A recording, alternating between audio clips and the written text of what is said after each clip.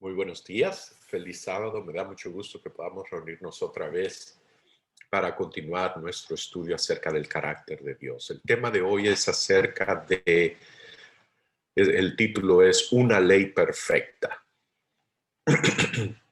Vamos a tener una palabra de oración. Buen Dios y Padre, gracias por este día. Gracias por el privilegio que nos da de reunirnos otra vez.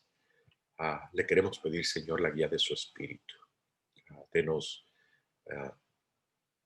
entendimiento, sabiduría, discernimiento, que podamos eh, conocer la verdad, que podamos discernir la verdad y que amemos la verdad. En el nombre de Jesús. Amén. Muy bien. La última vez vimos que hay tres conceptos. Nos dice el conflicto de los siglos, nos dice la señora White en su libro El conflicto de los siglos, que hay tres conceptos que deben de estudiarse juntos si es que queremos entenderlos individualmente, cada uno por separado. Estos tres conceptos son el carácter de Dios, la ley de Dios y los principios que gobiernan la actitud de Dios hacia el pecado. Así que son el carácter de Dios, la ley de Dios y los principios que gobiernan su actitud hacia el pecado. Hemos visto en las últimas semanas acerca de un principio del carácter de Dios y de su gobierno, de su relación con sus criaturas, que le hemos llamado o lo conocemos como libre albedrío. No es otra cosa que el principio de el principio de la libertad. Hoy, como mencioné, vamos a hablar acerca de la ley de Dios. Y recordemos que para entender la ley de Dios tenemos que contextualizarla en los otros dos. Tenemos que anclarla en los otros dos si es que queremos entender acerca de la ley. Si uno de los principios centrales acerca del carácter de Dios es lo que hemos llamado libre albedrío, que Dios entrega libertad a sus criaturas. La pregunta de interés para hoy es si existe tal cosa como libre albedrío. ¿Es eso compatible en un sistema de ley que opere bajo castigo o castigo por diseño? Voy a decir en un momento que es castigo por diseño. Un sistema de penalidades. Segunda pregunta con respecto al tema de la ley. La Biblia nos dice que la paga del pecado es muerte. La pregunta que queremos hacer es si ese es el pago del pecado, hay alguien que está haciendo el pago, hay alguien que está emitiendo el cheque, por decirlo así. ¿Quién emite el cheque? ¿Quién hace el pago? Y finalmente, la pregunta implícita en el título es si es una ley perfecta. ¿Por qué solo un sistema de leyes es posible? ¿Por qué es posible que exista un solo sistema de leyes?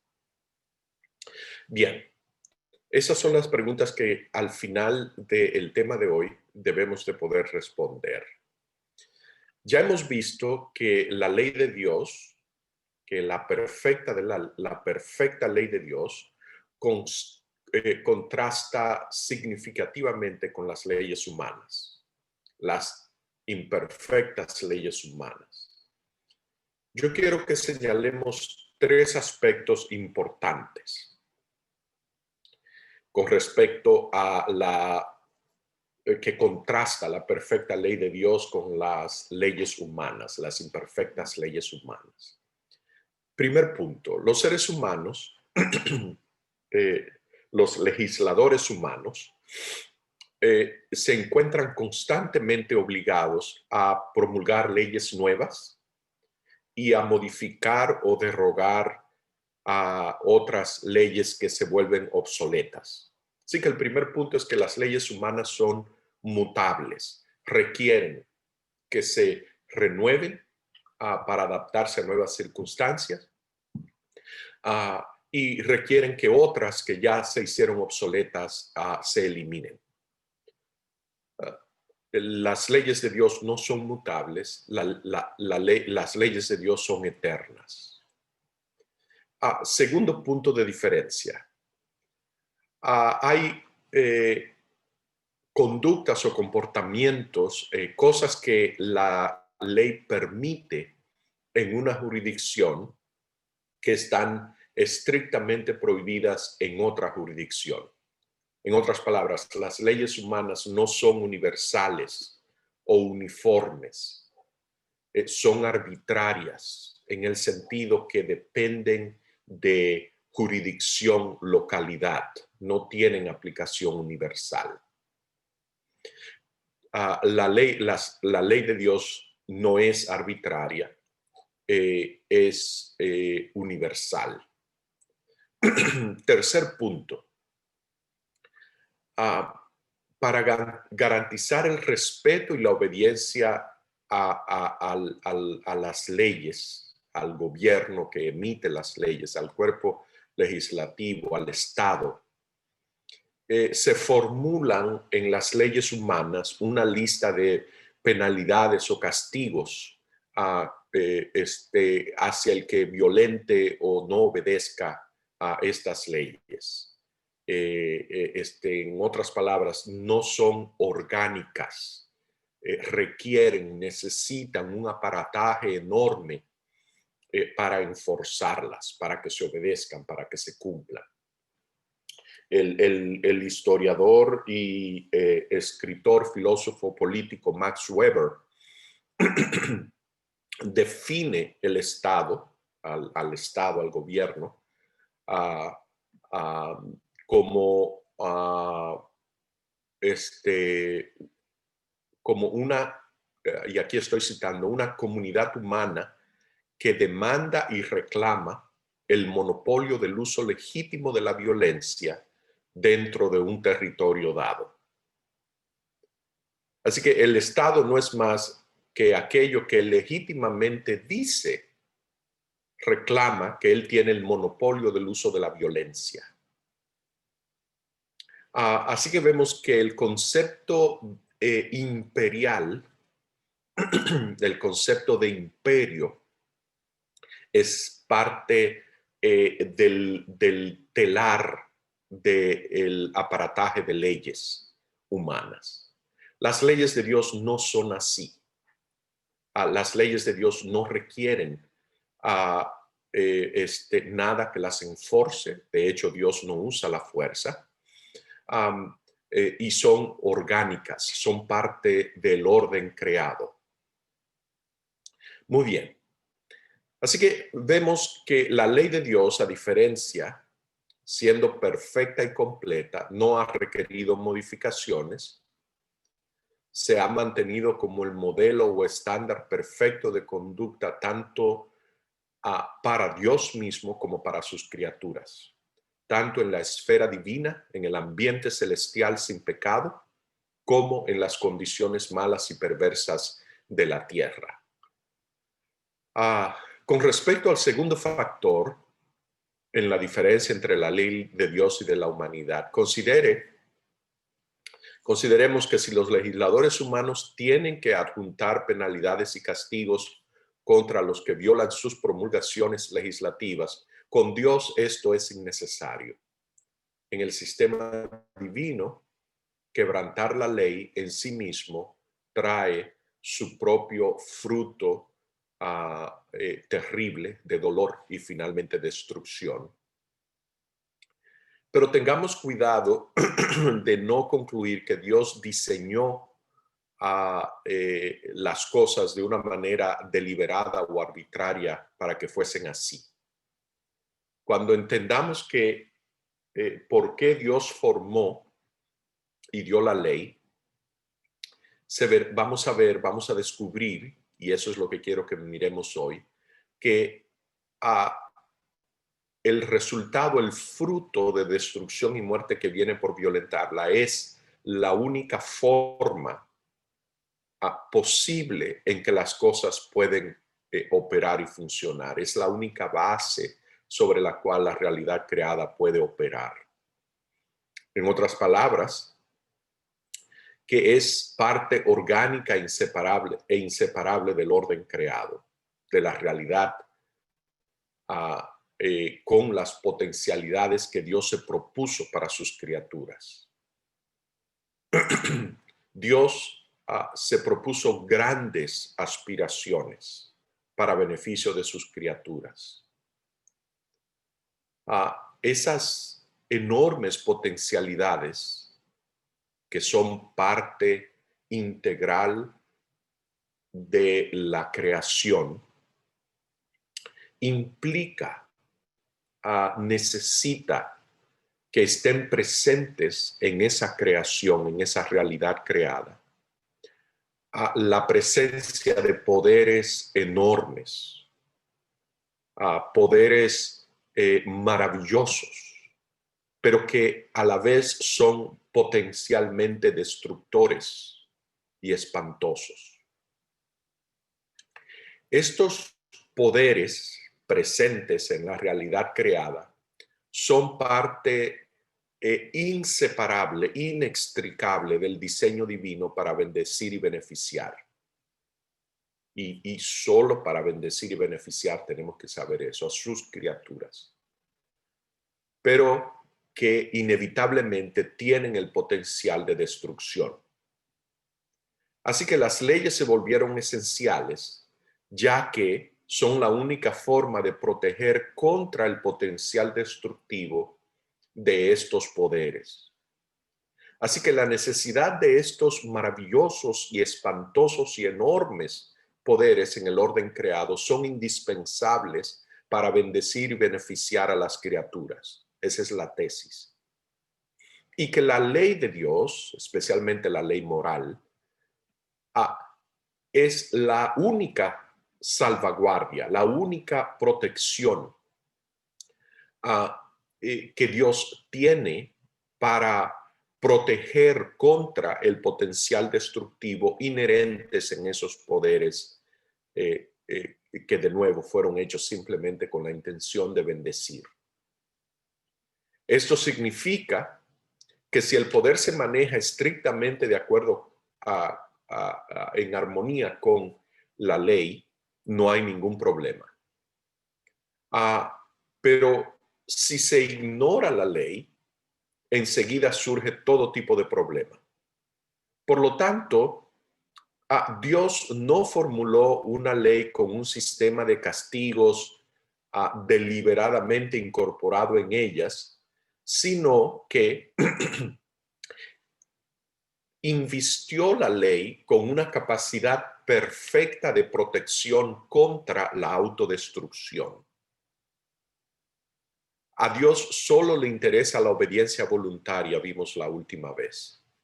Por lo tanto, sería imposible dar plena libertad a una persona para que, incluyendo la libertad de no obedecerle, y entonces voltear la cara e imponer un castigo si la criatura ejerce la libertad misma que Dios le acaba de otorgar.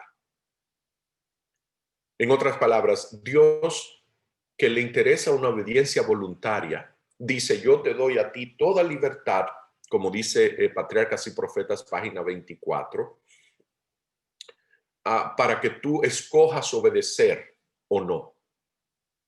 Tú tienes esa prerrogativa. Pero quiero decirte que si me desobedeces, entonces te castigo. Castigar bajo esas condiciones sería negar que Dios haya otorgado tal libertad. Hay dos formas en que Dios podría haber administrado castigos a aquellos que decidieron no obedecer. si es que él hubiese decidido hacer eso. El primer método sería decretar cuál debería ser el castigo y luego ejecutarlo mediante sus propias acciones directas. Yo te digo que si haces esto, este es el castigo, esta es la penalidad.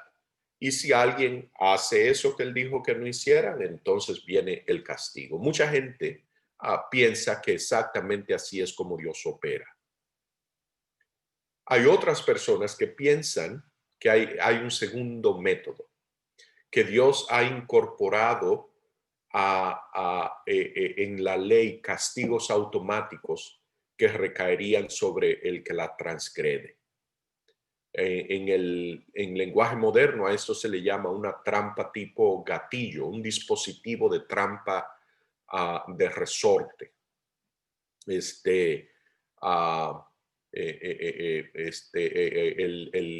Hay un granjero, por ejemplo, que quiera proteger una parcela de frutos de muchachos que vienen y se roban sus frutos.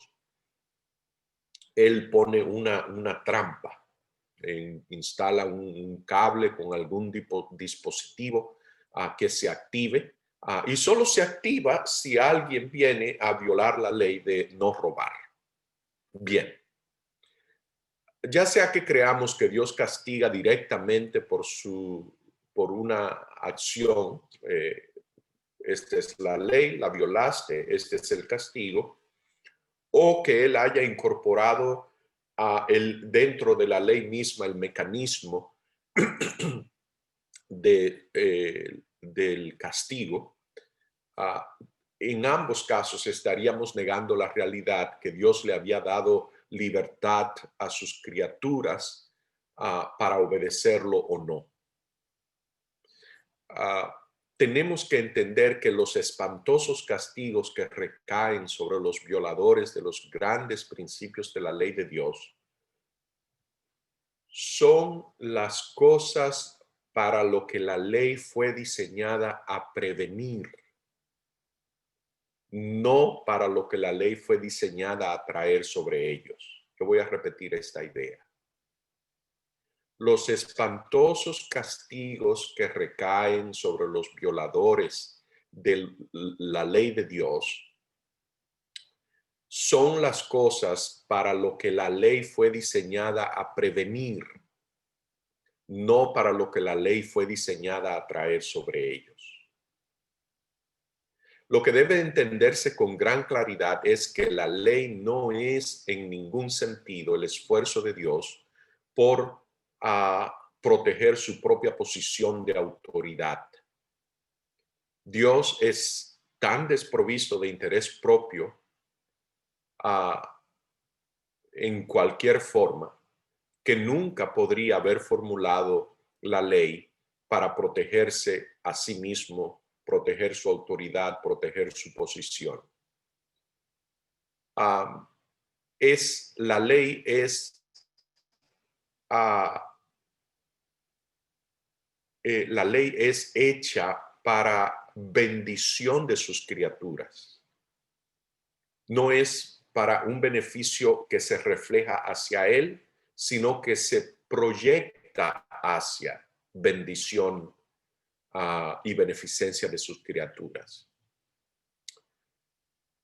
La Biblia nos dice en Romanos 6:23, una cita muy conocida, que la paga del pecado es muerte. Hay dos amos, Dios y Satanás, o tal vez dicho más correctamente, la justicia y el pecado, ya que estamos hablando del pecado. Es importante que sepamos que ninguno de estos amos paga el salario ganado al servicio del otro. Satanás nunca hace pagos usando dones divinos. Solo Dios paga con el don de la vida. Solo Dios regala el don de la vida. Debe quedar igualmente claro en nuestras mentes que el Señor nunca paga el salario que el pecado debe a sus súbditos. Solo el pecado y Satanás los pagan. Dios no trafica con la muerte porque Él es la vida. La vida es su mercancía y moneda. Y Dios no dispensa otra, no tiene muerte para dar, no paga salarios en la moneda de la muerte y la destrucción. La ley se dio para que pudiera ser una protección y una bendición para la humanidad. La obediencia a ella para el universo, la obediencia a ella garantiza la inmunidad absoluta contra la enfermedad, contra el sufrimiento, contra el dolor, contra el miedo, contra la sospecha, contra el robo, contra la violencia, contra la muerte.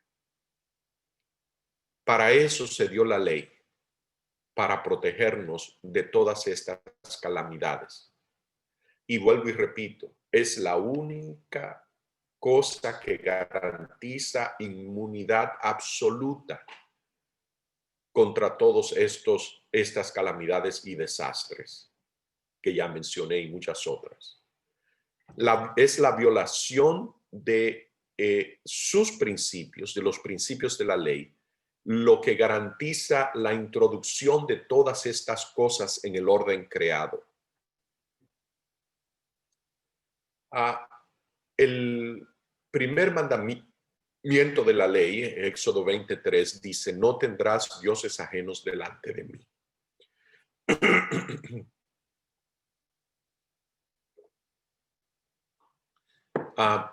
La persona promedio lee este mandamiento y le sugiere un cuadro de un Dios que está empeñado, obstinado en recibir homenaje, respeto, servicio y adoración que él entiende que son legítimamente suyos.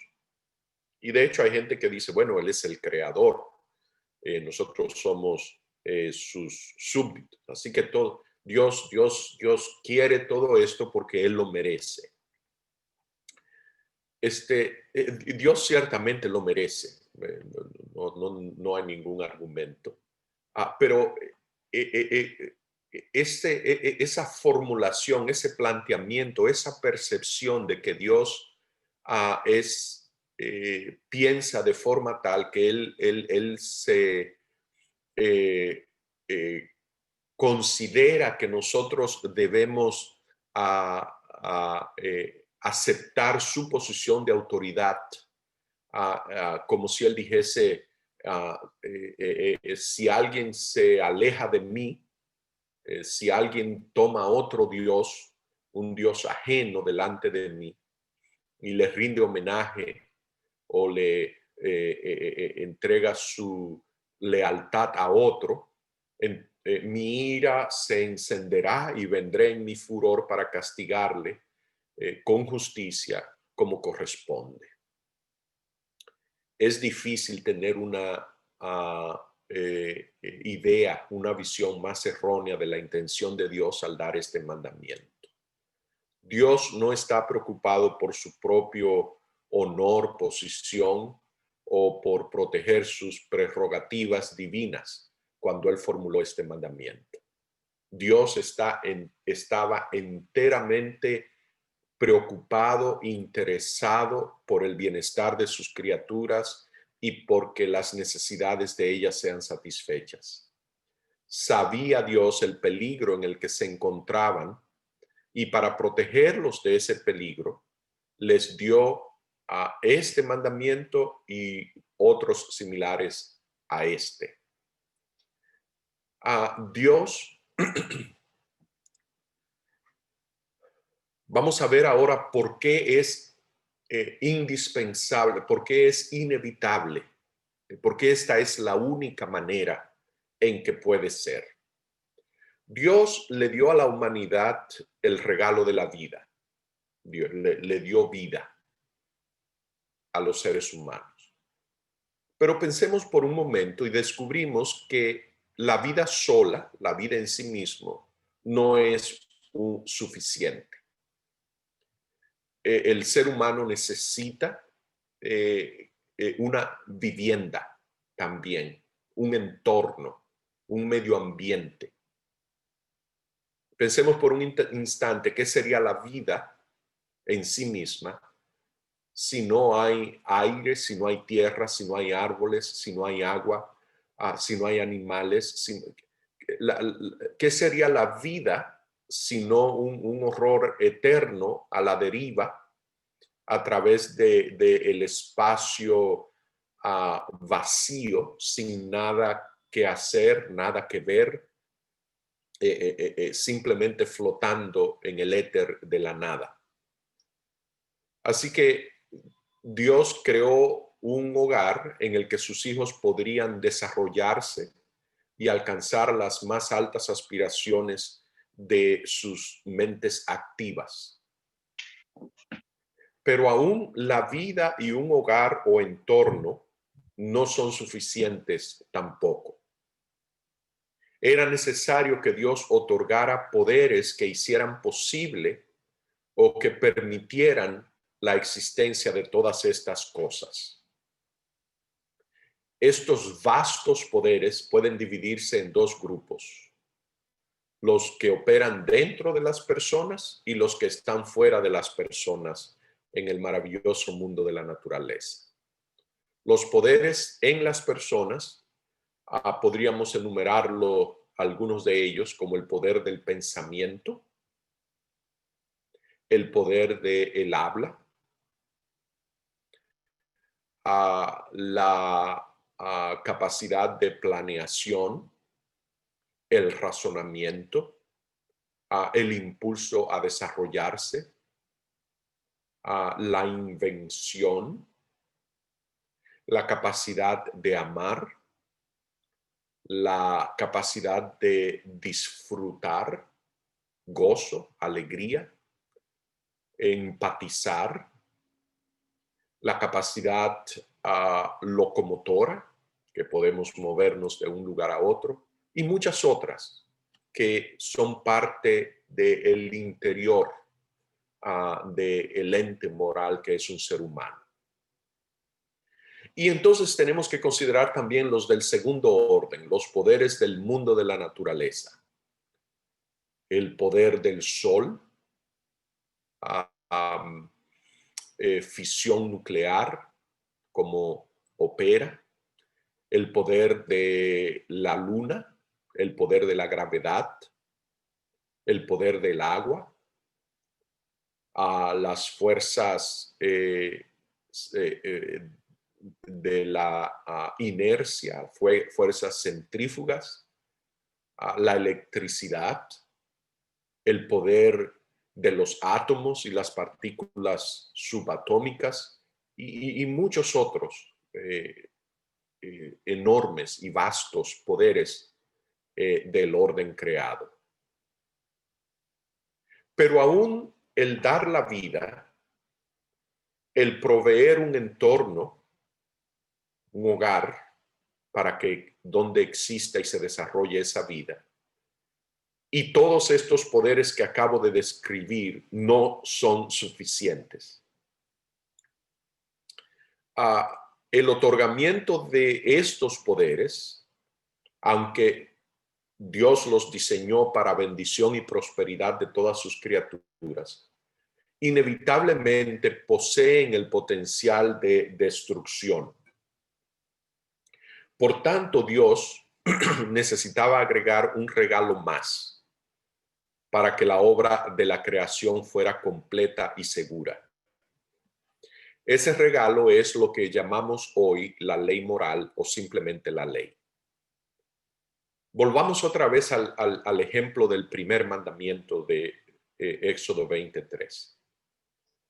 Y vamos a ver si podemos demostrar que la ley no fue hecha para Dios, que Dios no hizo la ley para beneficio de él, sino para beneficio de sus criaturas. Usemos el sol como ejemplo otra vez. Dios hizo que existiera pero su obra con respecto al sol no terminó allí.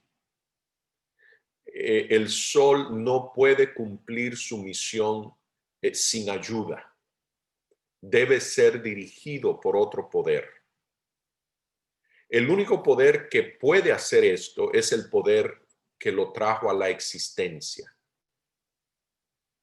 La Biblia nos dice que Jesús no es no solo aquel que hizo los mundos, sino, como nos dice Hebreos 1, 2 y 3, que Él constantemente sostiene todas las cosas con la palabra de su poder. Así que Jesús no es solo el Dios creador, sino el Dios que sostiene todas las cosas con la palabra de su poder.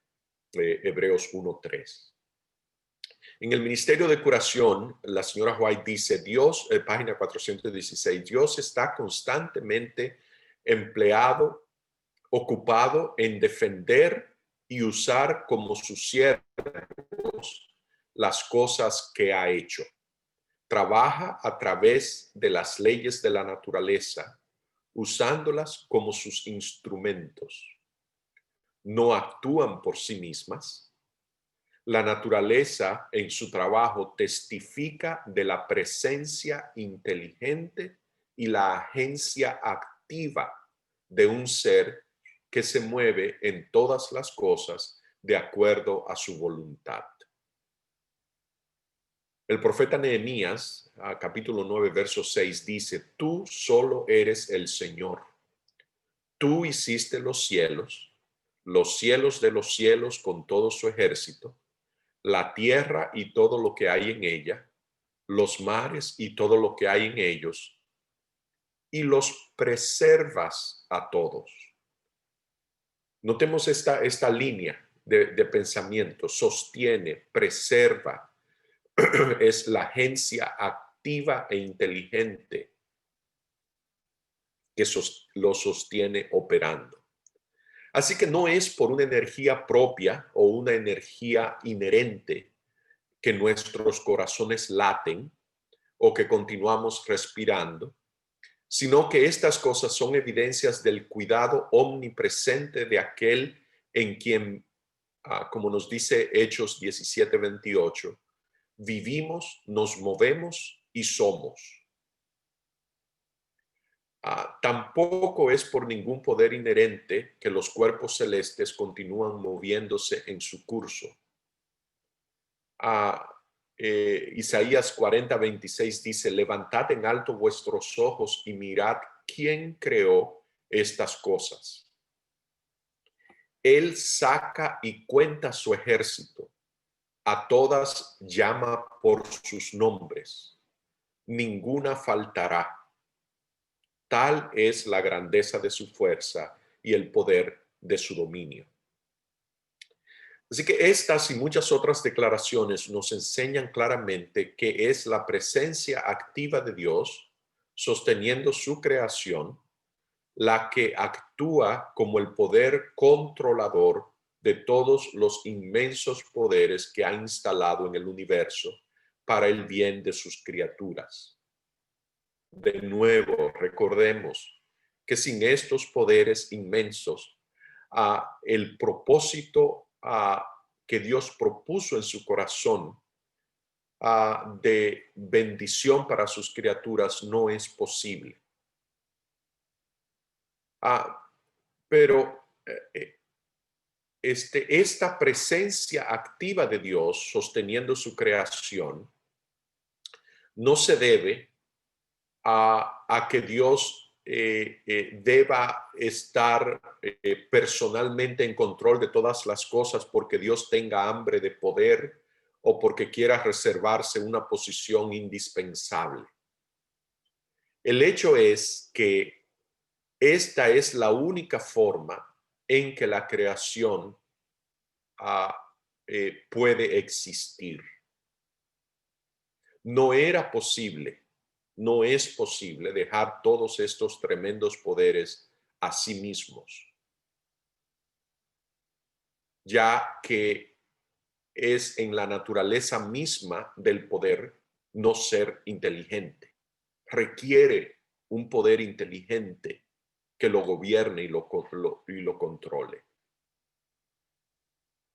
El poder y la fuerza son lo que son, mientras que la inteligencia está diseñada para controlar y guiar estos poderes. Por lo tanto, el poderoso sol debe de tener un controlador y una guía para mantenerlo exactamente en su curso y al mismo tiempo una fuente de energía para mantenerlo siempre alimentando y ardiendo a un nivel constante. Si no hubiera un poder de control, las posibilidades son temibles de contemplar. Esta idea, este concepto, lo vemos aún en las máquinas. Las máquinas necesitan un control. El aire acondicionado, la calefacción necesita un control. El carro necesita un control. Y en proporción al grado de complejidad y del potencial destructivo, pensemos en una planta nuclear de energía. Así es el grado, en esa proporción es el grado de sofisticación del control que necesitan. Así que es esencial para el buen funcionamiento de toda la creación que Dios se mantenga en su posición de controlador, guía y sustentador de todos estos asombrosos poderes.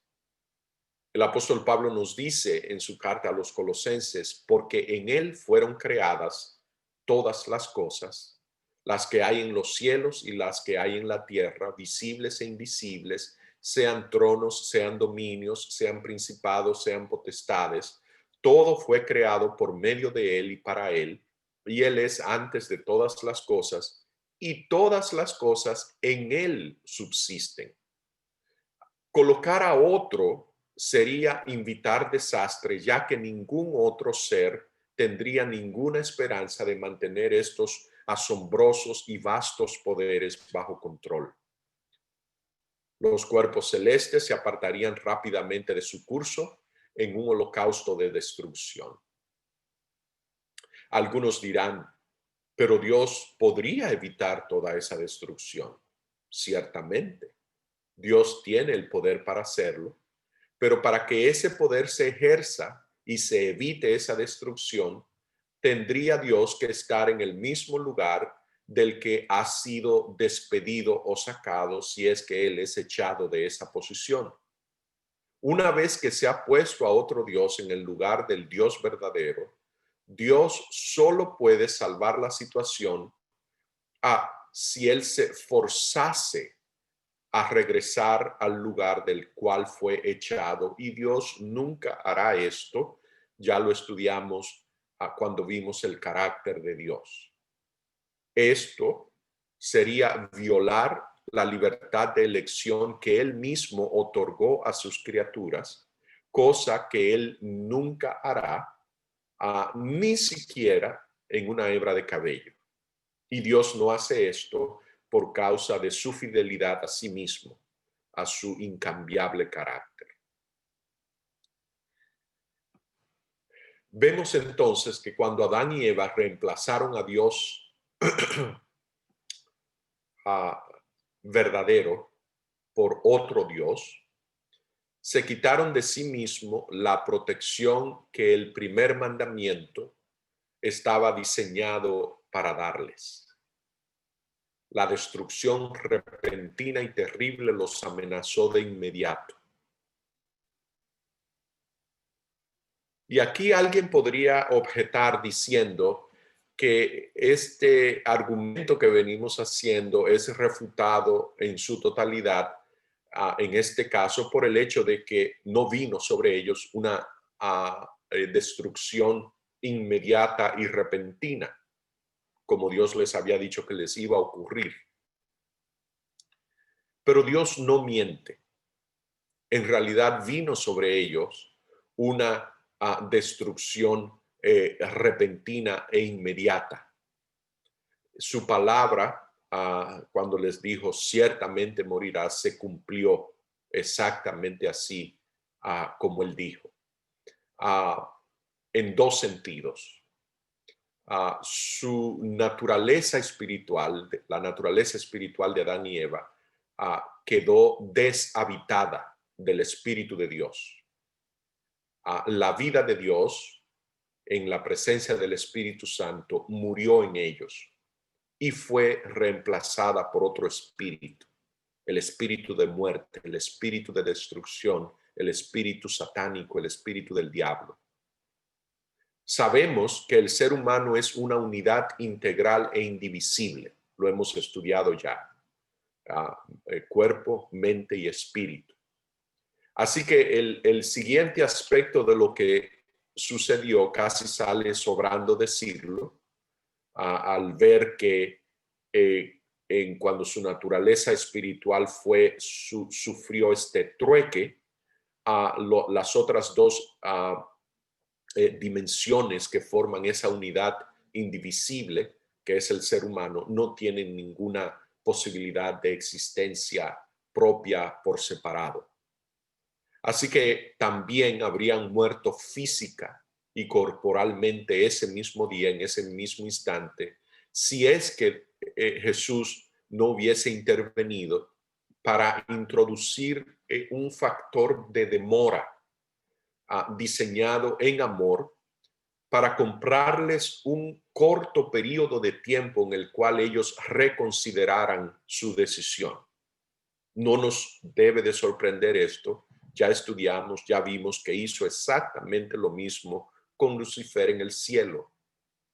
Le dio oportunidad para reconsiderar su decisión. Así que en el caso de Adán y Eva, Cristo intervino para desviar el castigo hacia sí mismo.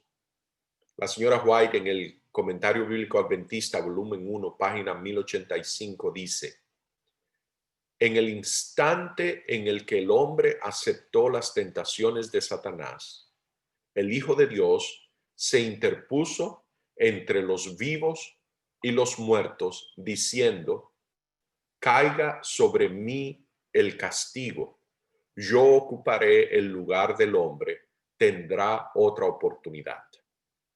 Así que allí mismo, en el huerto del Edén, toda la naturaleza se habría desviado alocadamente de su curso con creciente ferocidad si Cristo no hubiera intervenido para darle al mundo una ventana de tiempo en la cual reconsiderar su decisión de echar su suerte al servicio de Dios, de la vida, o la de servir al autoconstituido Dios de la muerte y la destrucción.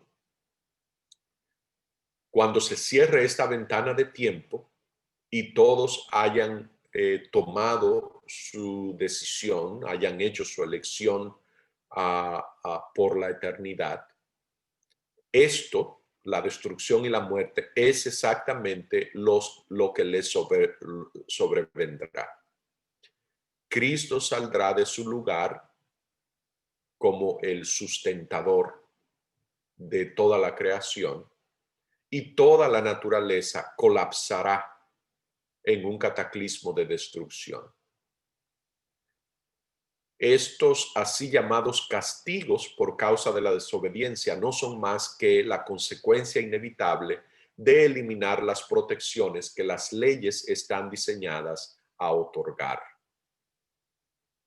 Es importante que meditemos sobre estas cosas hasta que estemos plenamente convencidos, que comprendamos completamente los propósitos y el carácter de Dios, hasta que veamos con claridad que Dios ni inflige castigo por su propia mano, ni ha legislado penas para sancionar o destruir a los que le desobedecen, hasta que veamos claramente que la muerte y el sufrimiento son el resultado directo e inevitable del pecado, que es la ausencia de Dios en el cuadro, que es el salirse del deshabitarse, salirse de debajo de la cobija de protección que es la ley, lo que produce como resultado todo sufrimiento y muerte. Jesús continúa empeñado en su búsqueda para salvar a todos de estas desastrosas consecuencias y resultados y guiarlos para siempre por el camino que les asegura la felicidad perfecta y completa, por el camino de su ley, por el camino de la felicidad. Usemos como ejemplo rápido un examen de la violación del mandamiento que dice no robarás. Imaginemos una comunidad donde se obedece este mandamiento. Entre muchas cosas, no habría necesidad de puertas, ventanas o cerraduras. Pero supongamos que un día alguien entra en esta comunidad y comienza a robar. Se comienza a correr la voz de estos incidentes, de estos eventos. Lo primero que se pierde es la paz y el sosiego. Se sustituyen por una atmósfera de zozobra y sospecha y temor. Y pronto la gente comienza a tomar medidas para prevenir el problema. De repente hay que edificar puertas y ventanas. Hay que colocar cerraduras y candados. Hay que mantener un estado de vigilancia y alerta. Ahora alguien que se avecina, que en otro momento pensaríamos es un vecino, lo miramos con sospecha. Y en este proceso, el inocente sufre junto con el culpable. Alguien ve con sospecha a alguien que se acerca y puede reaccionar con violencia, sospechando al inocente de ser el ladrón. Si no quieren usar la imaginación, solo observen, no hace tanto tiempo, que ocurrió lo del 11 de septiembre. Y vemos el impacto que ha tenido, por ejemplo, en viajar por avión. Los que recuerdan cómo se viajaba por avión antes de todas las medidas de seguridad como resultado del incidente del 11 de septiembre, pueden ver el contraste. En cualquier comunidad, mientras más personas escojan seguir el camino de un infractor de la ley y se conviertan ya sea en ladrones o en asesinos o en esa medida se intensifica el problema hasta que alcanza proporciones destructivas para toda la sociedad y la comunidad. Un paso conduce a otro. Lo que comienza como el robo a menudo se convierte en violencia y asesinato. Es solo porque el Señor todavía puede ejercer cierta moderación sobre la humanidad que la gente sobrevive. Si la ley fuera totalmente desechada y reinara la anarquía, el resultado inmediato sería el exterminio de la raza humana por sí mismos, unos a otros. Es evidente entonces que la violación de la ley que rige las relaciones interpersonales trae en ellas sus propios y terribles resultados, aún en este mundo. ¿Qué tipo de mundo sería este si se eliminaran todas las leyes y cada persona se convirtiera en un ladrón, en un asesino, en un mentiroso, en un adúltero, etcétera? A medida que este cuadro sombrío en el que no hay estabilidad ni seguridad, este cuadro se nos forma en la mente, reflexionemos y notemos que las terribles condiciones que se crean por violación a las leyes no son ni serían en ningún sentido el producto de castigos divinos, sino el resultado natural de eliminar la protección que la ley brinda. Yo creo que así nos queda claro el principio de causa y efecto y que no se puede acusar a Dios de nada de esto. Yo quiero ahora, en el corto minuto que me queda, que exploremos este último aspecto. No solo va en contra de los principios de Dios ejercer la fuerza para obligar o castigar a las personas a obedecerlo, sino que Dios no necesita hacerlo.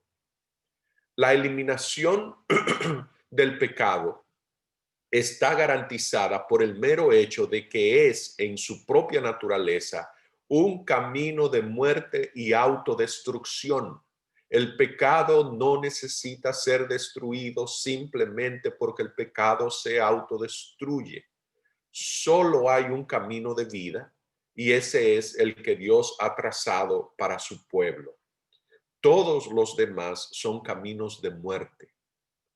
Cuando se comprenda verdaderamente la naturaleza de la ley tal como es, entonces nuestra obediencia será voluntaria y exitosa.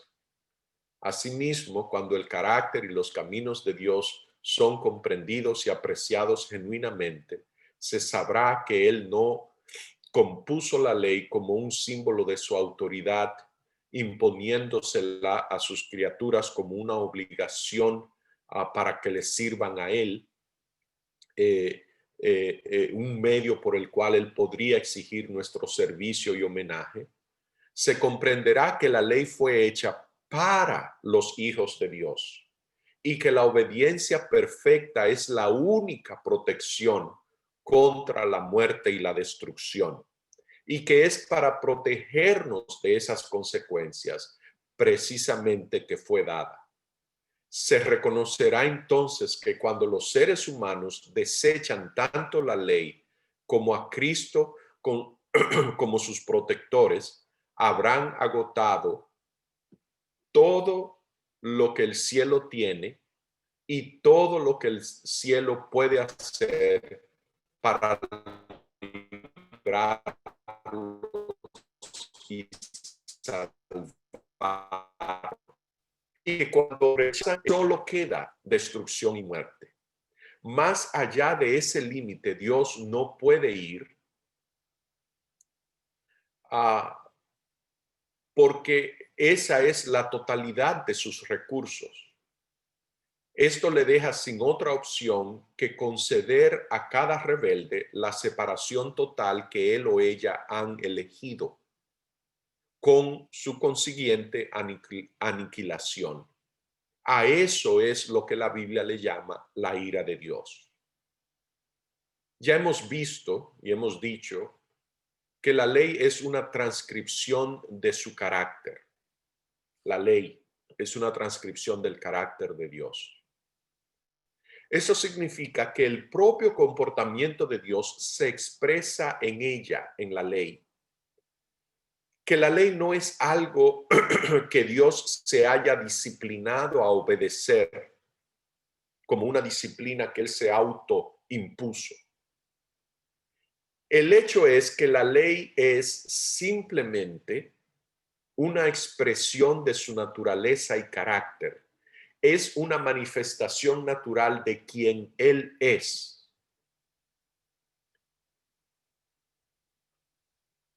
Dios nos ha hecho una promesa y una oferta, y es la de escribir esa misma ley en nuestros corazones, para que también sea una transcripción de nuestros caracteres.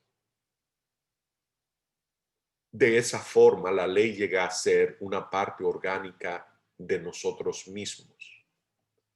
Entonces podremos obedecer y obedeceremos la ley como Él la obedece, y la ley será la respuesta natural de nuestra naturaleza interior ahora regenerada.